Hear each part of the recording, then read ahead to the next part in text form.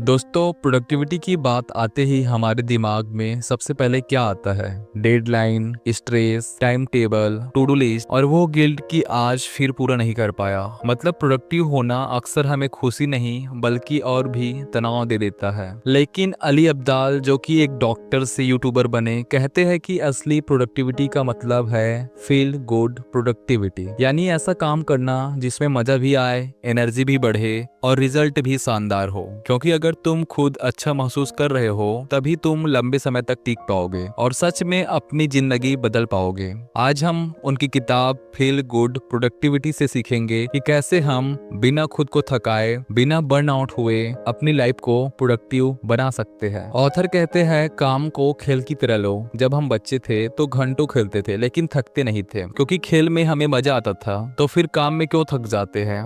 क्योंकि हमने उसे सीरियस बना दिया है। ऑथर का पहला प्रिंसिपल है, काम को खेल की तरह लो। जैसे अगर तुम्हें पढ़ाई करनी है तो उसे चैलेंज बना दो, आज मैं 25 मिनट में कितने सवाल कर पाता हूँ। या फिर अगर तुम्हें कोई प्रोजेक्ट करना है तो उसमें छोटे छोटे माइलस्टोन सेट करो और हर टारगेट पूरा होने पर खुद को छोटा रिवार्ड दो। जब काम गेम जैसा लगने लगेगा तो तुम बोर नहीं होगे। दूसरा प्रिंसिपल है, अपनी एनर्जी मैनेज करो। सवाल ये नहीं है कि तुम्हारे पास कितना टाइम है, सवाल ये है कि तुम्हारे पास कितना एनर्जी है। क्योंकि अगर तुम थके हो तो तुम्हें 1 घंटा भी भारी लगेगा, लेकिन अगर तुम फ्रेश और मोटिवेटेड हो तो तुम आधे घंटे में भी शानदार आउटपुट दे सकते हो। ऑथर कहते हैं, हमें अपने दिन को ऐसे प्लान करना चाहिए कि हमारा नेचुरल एनर्जी साइकिल को रिस्पेक्ट करे। मतलब जब तुम सबसे ज्यादा फ्रेश हो, सुबह, दोपहर या फिर रात, उसी समय अपने सबसे जरूरी काम करो, बाकी छोटे मोटे काम बाद में कर लो। तीसरा प्रिंसिपल है, सही लोगों के साथ रहो।